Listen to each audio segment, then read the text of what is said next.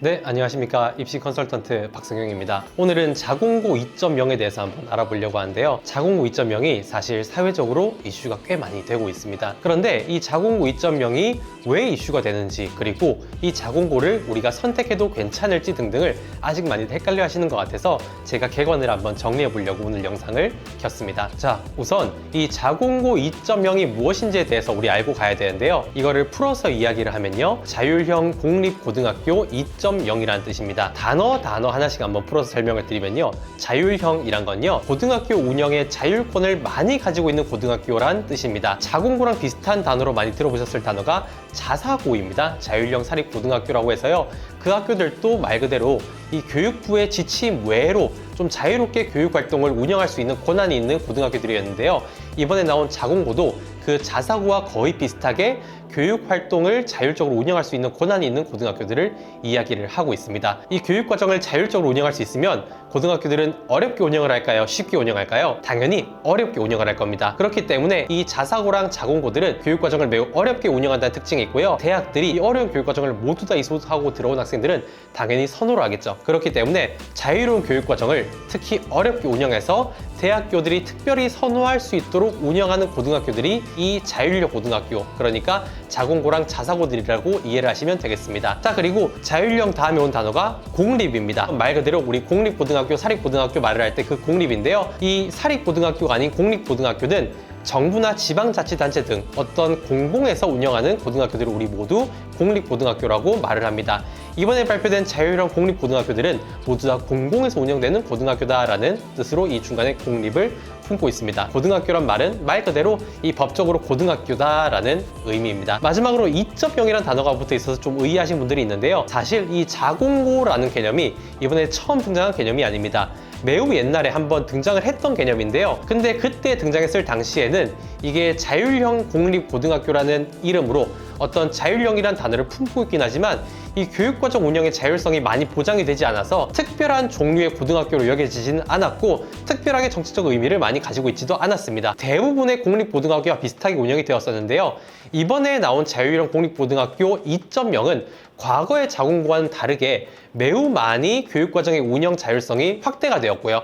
그 이외에도 굉장히 다양한 특성들을 가지고 있습니다. 그래서 정부에서 과거에 나왔던 자공고와는 다른 새로운 자공고라는 의미를 강조하기 위해서 이 뒤에 2.0이라는 단어를 붙인 것으로 보입니다. 그래서 이번에 여러분들 앞에 등장한 이 자공고 2.0은 이 자율적으로 교육과정을 운영하는 공립고등학교, 그 중에서도 과거에 나온 것과는 다르게 새롭게 나온 것을 이 통칭한다라고 이해를 하시면 되겠습니다. 그래서 이번에 정부에서 자공고 2.0이라는 걸 발표하면서 어떻게 말을 했느냐? 이번에 자공고는 과거의 자공고와는 다르게 자사고, 특목고 수준의 자율성을 보장한다라고 말을 했는데요.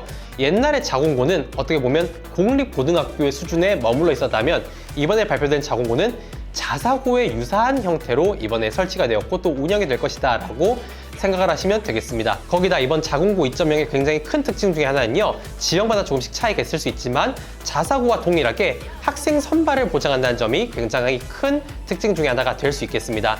학생 선발을 보장을 하게 되면요. 이 우수한 교육과정을 맛보고 싶어서 신청을 한 학생들을 중심으로 학생들을 선발을 하게 될 거고요.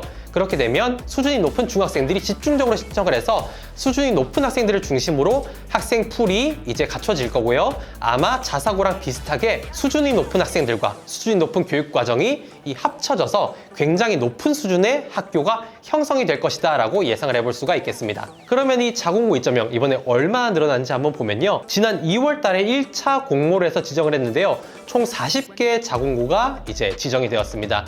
그리고 이번에 7월 22일에 한 번 더 신청을 받아서 지정을 했는데요. 이번엔 무려 45개 고등학교가 지정을 받아서요. 현재 대한민국에 지정된 자공고는 85곳이나 됩니다. 이번에 신청을 했지만 이 조건이 조금 모자라서 조건부 지정을 받은 곳들이 있습니다. 이곳들은 이 요건을 맞춰서 최종적으로 한 번 더 신청을 하면 받아줄 수도 있고 이제 다시 떨어뜨릴 수도 있는 학교들인데요. 이곳이 17군데여서요. 모두 다 신청을 해 성공을 한다면 이번 11월 기준으로 자공고는 전국에 102곳이나 되는 엄청난 숫자를 자랑하게 됩니다. 사실 여기에서 멈출 것뿐만이 아니라요. 이 자공고를 앞으로도 계속 확대할 계획을 가지고 있어서요.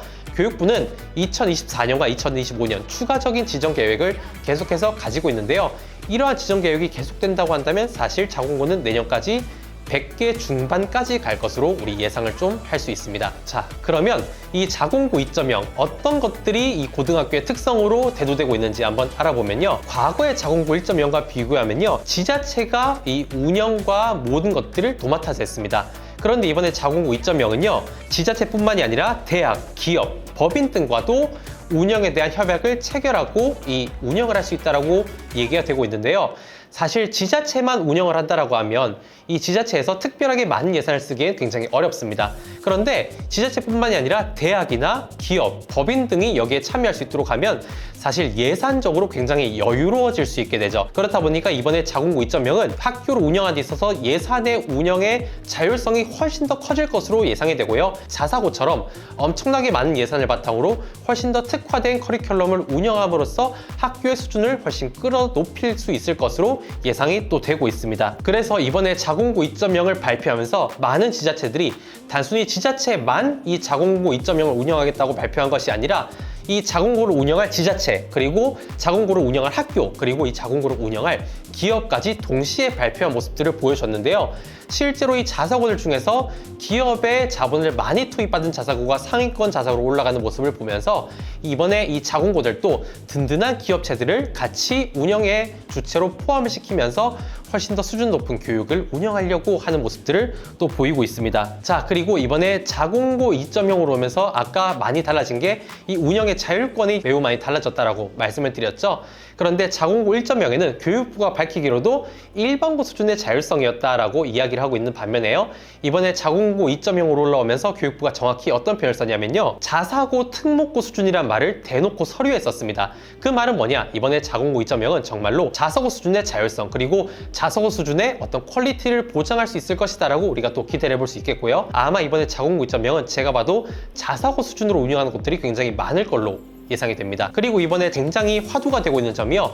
교장을 공모제로 해서 밖에서 모셔올 수 있도록 하고요. 그리고 학교의 교원들을 외부에서 전면 초빙할 수 있도록 하겠다는 점이 또 굉장히 특성으로 우리가 여겨지고 있습니다. 이 고등학교 운영함에 있어서 사실 굉장히 퀄리티를 높이기 위해서 많이 대두가 되는 게 사실 교장의 퀄리티, 그리고 교사들의 퀄리티지 않습니까?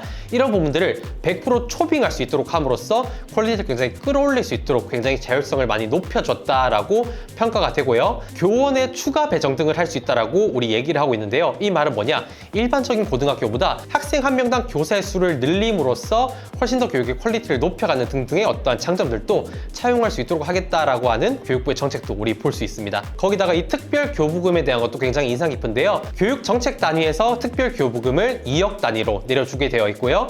거기에 더해서 이 기업이나 지자체 등이 각자 개별적인 자원을 유치해서 추가적인 교부금을 넣을 수 있도록 하고 있습니다. 이 말은 뭐냐라고 하면요. 교육청 단위에서도, 그리고 교육부 단위에서도 어떤 정책적인 예산 지원을 하게 되어 있고, 여기에 더해서 학교가 원한다면 외부 자금도 얼마든지 유입할 수 있도록 해서요. 학교 운영에 필요한 예산을 충분히 증대할 수 있는 부분들을 많이 열어주고 있다라고 볼 수가 있습니다. 자, 이렇게 되면 어떻게 됩니까? 사실 제가 봤을 때는요. 정말 자사고랑 다를 바가 없어요. 자사고의 장점이 뭐였습니까?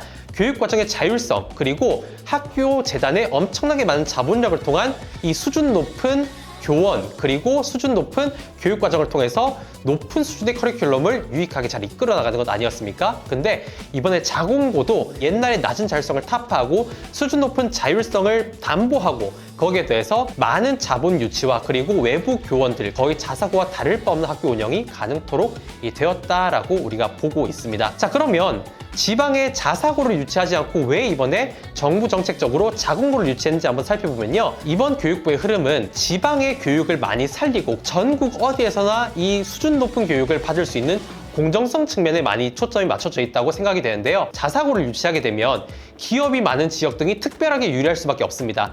하지만 이번 자공고로 가게 되면요.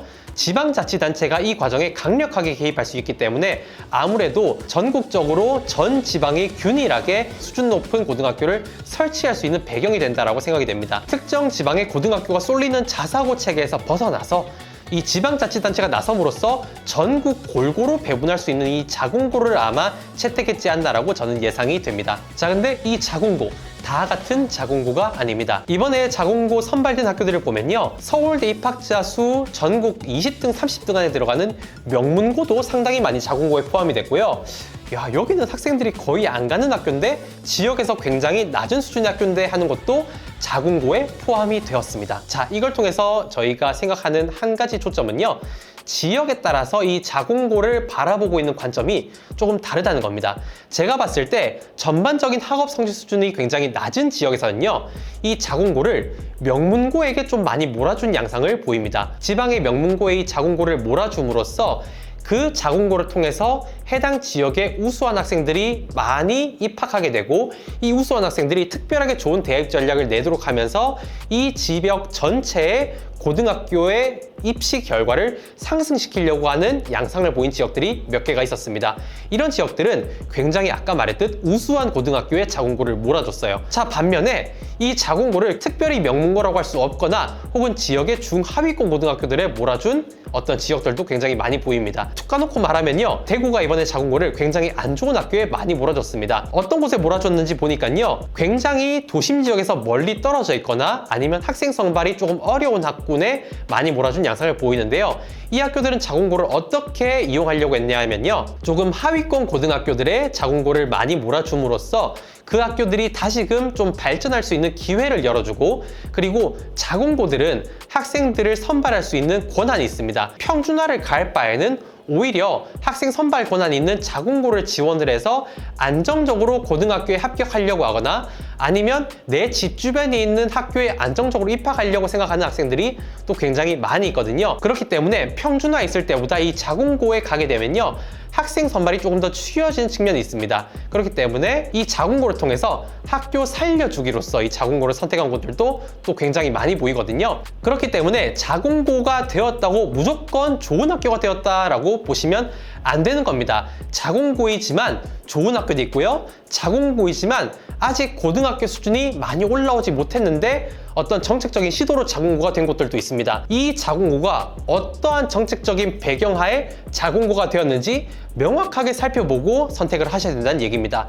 지금 전국적으로 100개가 넘는 학교가 자공고가 선택이 되었기 때문에요, 각각 자공고라고는 할지라도 그 배경과 그 학교 수준이 너무나 다릅니다. 각 학교의 자공고로서의 의미와 수준을 정확하게 살펴보고 그 자공고를 선택을 하셔야 된다라고 말씀을 드릴 수 있는데요, 그거는 제가 어떤 고등학교를 어떻게 선택할지는 다음 영상에서 한 번 더 얘기 드릴 수 있도록 해보겠습니다. 자공고가 이번에 왜 이렇게 설치가 많이 되었는지를 한번 살펴보고 넘어가면 좋겠는데요, 이번에 자공고가 많이 설치된 이유는 제가 봤을 때 아마 이 지방의 서울과의 교육 불균형 때문에 생겨난 게 아닌가라는 예상이 많이 듭니다. 서울권 고등학교들과 지방 고등학교들이 굉장히 많이 차이가 벌어져 있고, 특히 서울의 학군지와 지방의 비학군지 간의 차이도 굉장히 많이 벌어지고 있지 않습니까? 그런데 2028 대입 개편안이 확정이 되면서 아마 학생부 종합과 어떤 생활기록부의 영향이 매우 많이 확대될 것으로 우리 예상이 되고 있습니다. 지방의 고등학교들은 특히나 이 학교 생활기록부가 서울에 비해서는 퀄리티가 많이 떨어진다는 평가를 굉장히 많이 받고 있죠. 지금의 교육적 상황으로 보면 이번 2018 대입 개편에 따라서 지방이 계속해서 불리해질 수 있다는 상황적인 부분들이 계속해서 많이 보이고 있습니다. 지방들 중에서도 자사고나 특목고가 좀 있는 지역이라고 하면 지방에서 공부를 잘하는 학생들이 그 자사고나 특목고에 진학을 해서 좋은 대학에 진학할 수 있는 길이 어느 정도는 열려 있다라고 볼 수 있어요. 그런데 사실 지금 지방에 자사나 특목이 전혀 없는 지역들도 굉장히 많이 있습니다. 이 상황을 계속 유지한 채로 2028 대입 개편이 다가와 버리면 우리 지방의 학생들 굉장히 불리해질 수 있다라는 어떠한 상황이 보이는 거죠. 그래서 이번에 2028 대입 개편하는 상황에 대비해서 각 지역별로 버스를 타고 갈 수 있는 거리의 하나 정도는 이 자공고를 설치하고, 이 자공고에서 굉장히 우수한 커리큘럼을 이행함으로써 적어도 각 지방별로 수월성 교육을 하는 우수한 수준의 고등학교들은 하나 정도는 뿌려놓으려고 하는 교육부의 의중이다라고 제가 보고 있습니다. 이 자공고들은 단순히 그 학교 학생들만 열심히 가르치는 게 아니라요, 해당 지역에서 공동교육과정이나 교육과정 개발을 운영함으로써요, 그 지역의 많은 고등학교 학생들이 해당 자공고에 와서 수업을 들을 수 있는 길을 열어줌으로써 해당 지역의 생활기록부를 전반적으로 퀄리티를 높이는 역할도 많이 할 것으로 보이고요. 아까 말씀드렸듯이 이 자공고가 해당 지역에 공부를 잘하는 학생들을 대거 유입함으로써 해당 지역의 우수 인력들을 집중적으로 양성할 수 있는 교육기관으로 작용함으로써 서울과 지방의 격차를 좀 좁혀주는 역할을 할 것이다. 우리가 기대를 해볼 수가 있겠습니다. 자, 여기까지 들어보셨다면 아마 그래서 이 자공고 2.0을 입시에서 어떻게 활용해야 되는지가 굉장히 궁금해지실 텐데요. 이건 저희 다음 영상에서 한번 다뤄보도록 하고 이번 영상 이걸로 마무리해 보겠습니다. 감사합니다.